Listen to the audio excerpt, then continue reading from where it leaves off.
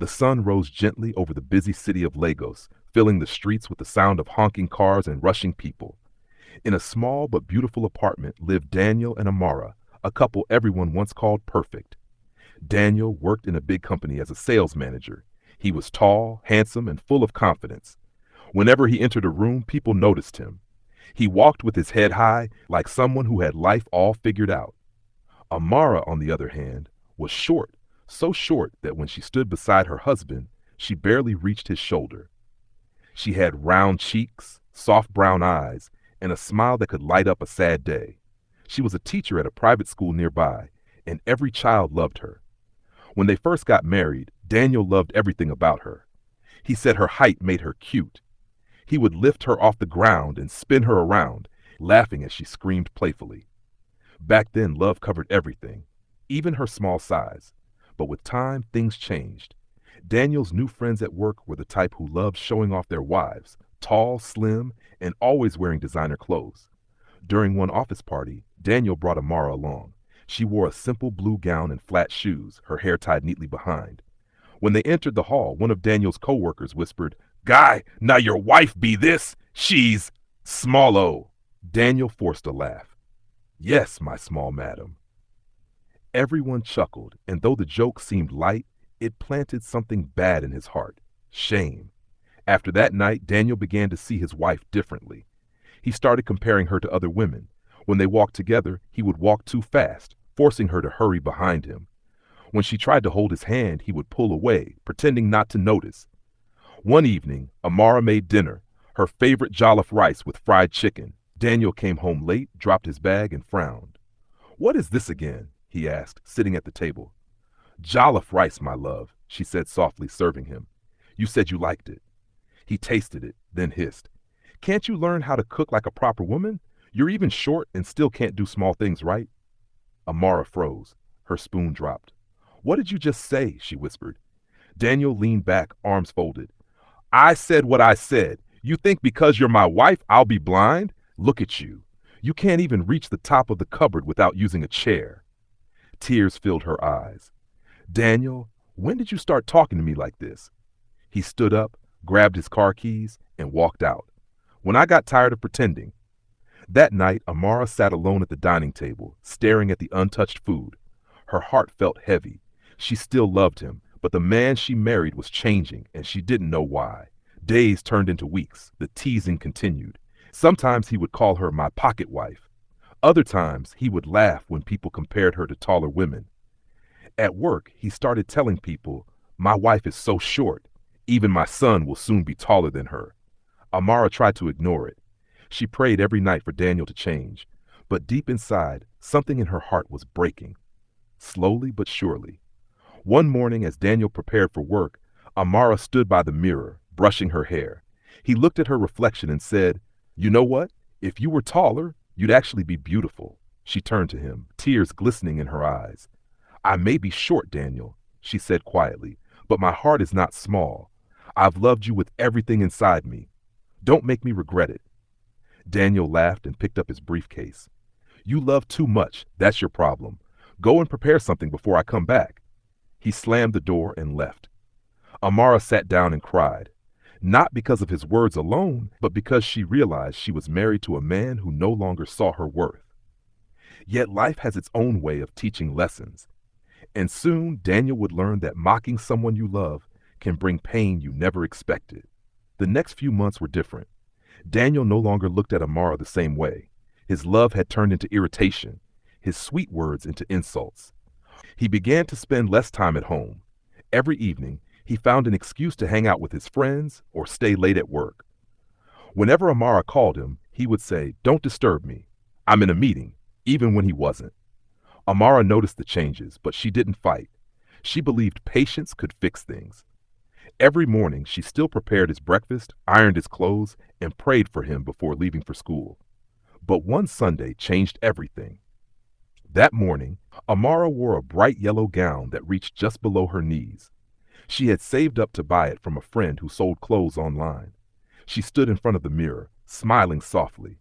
When Daniel came out of the room, she asked gently, "How do I look?" He looked at her from head to toe, scoffed, and said, You look like a child wearing her mother's dress."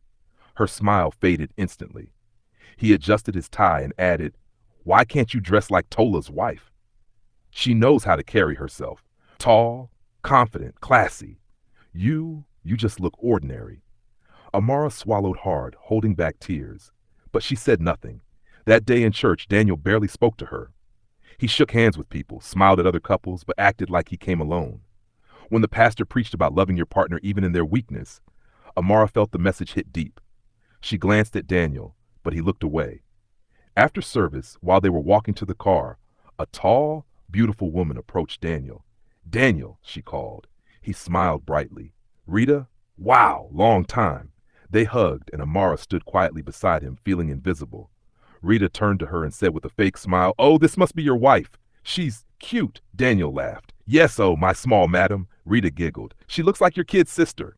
They both laughed, and Amara's heart broke again. That night after dinner, she finally spoke. "Daniel," she said, her voice shaking. "Do you hate me now?" He looked up from his phone.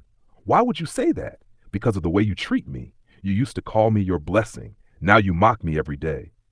Daniel sighed, putting down his phone. "Amara, look, you're a good woman, but you don't fit into my world anymore. You're too simple. I need someone who can match me." She stared at him, confused. "Match you? I'm your wife, not your competitor." He stood up. "Exactly." From that day, Daniel became even worse. He started following Rita everywhere. They went to dinners, movies, and office events. He told Amara he was working late, but she knew the truth. One evening, Amara waited up for him. When he finally came home past midnight, she asked softly, "Daniel, where are you coming from?" He dropped his keys and said coldly, "Don't start, Amara. I'm not in the mood." She stepped closer. "You've changed. You're not the man I married." He laughed bitterly. "Maybe you're not the woman I want anymore." Her tears fell before she could stop them.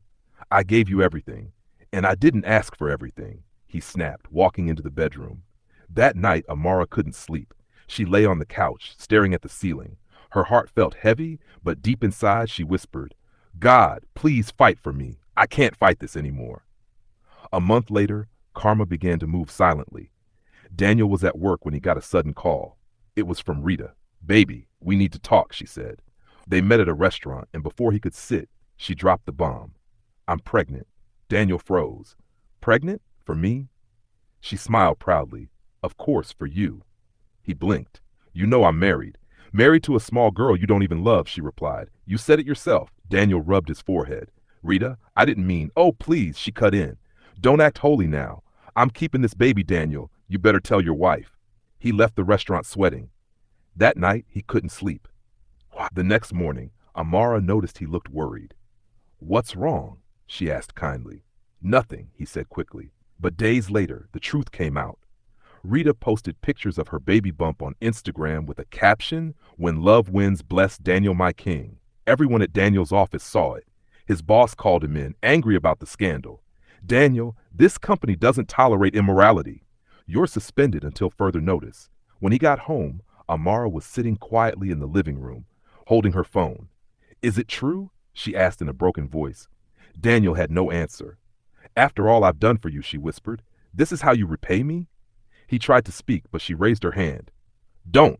I'm done trying." She packed a small bag and left to stay with her cousin. Daniel didn't stop her. He was too proud, too confused. But life was not done with him yet.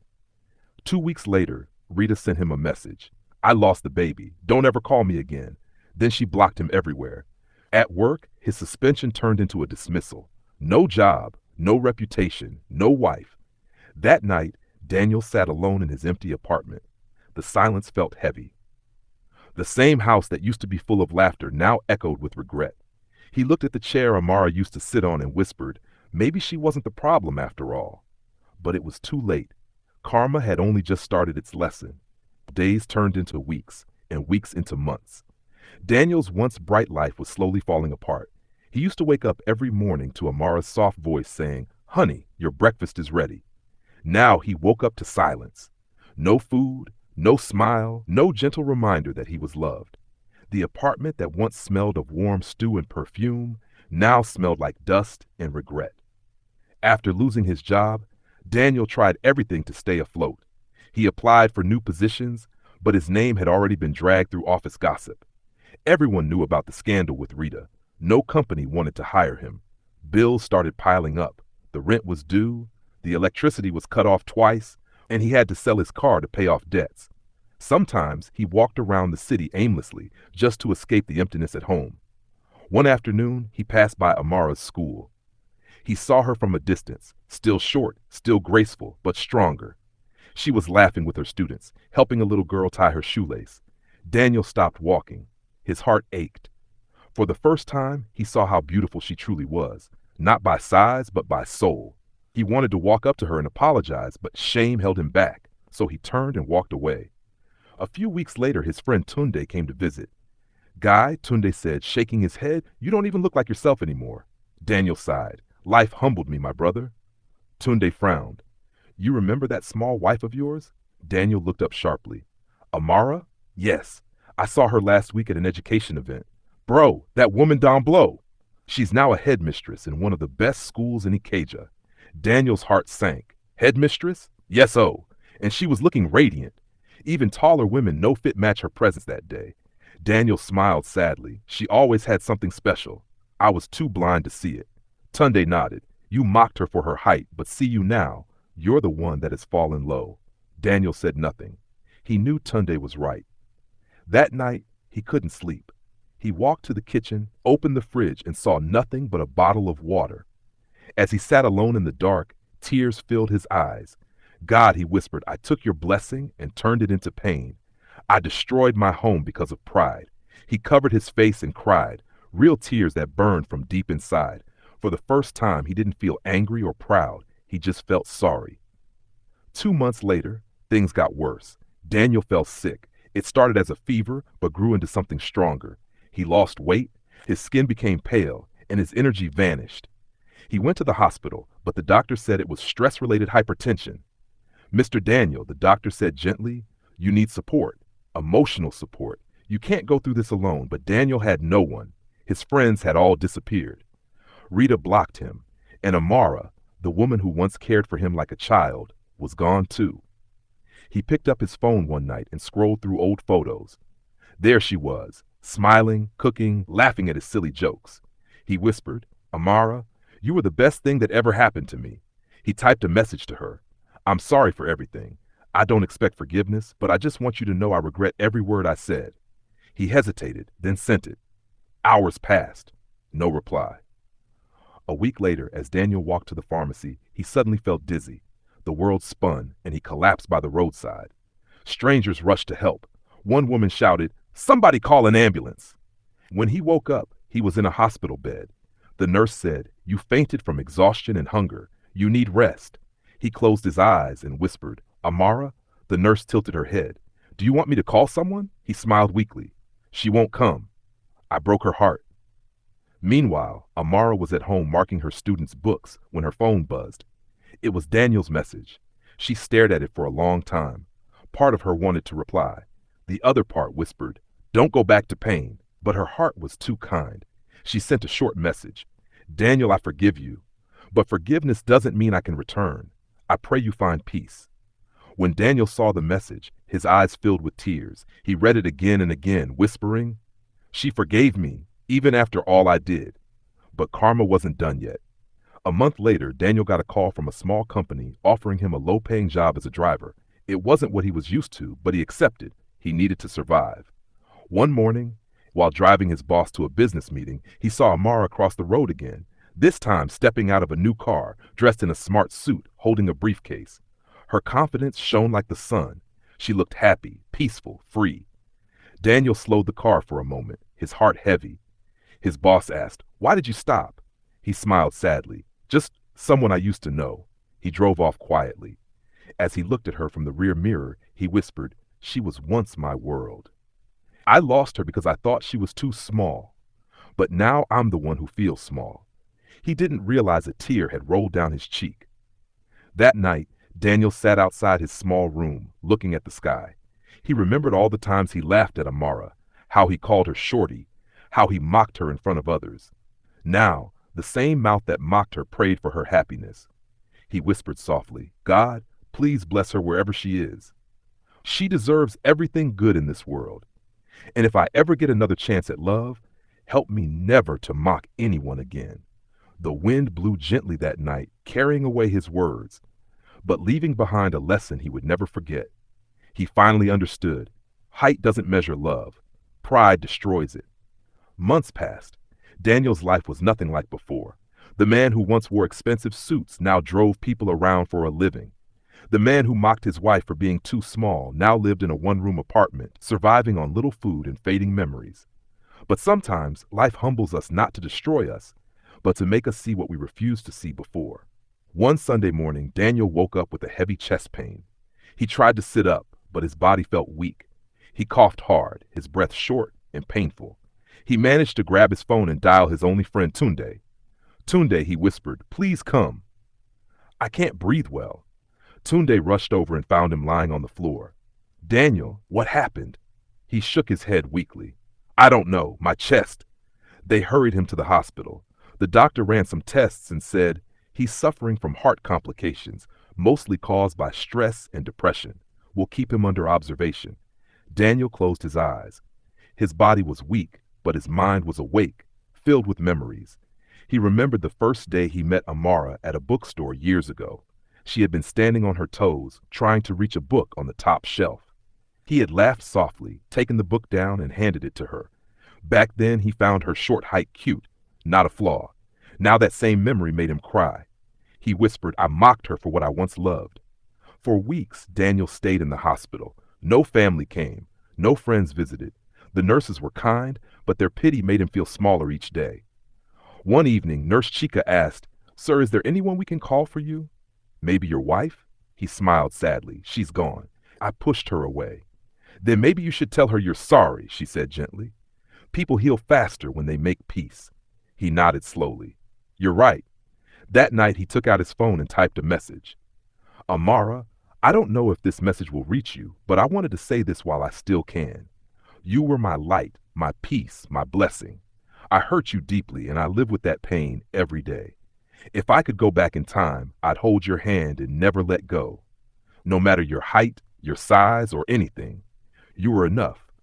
I was the one who wasn't. Goodbye. He stared at the message for a long time, then sent it. A few days later, Amara got the text while at work. Her hands shook as she read it. Tears filled her eyes. She could feel his pain through every word. She left her office quietly and sat in her car thinking. Part of her heart still cared for him, not because she wanted him back, but because she had loved him deeply once. So she decided to visit him. When she entered the hospital room, Daniel was lying weakly on the bed, eyes half open.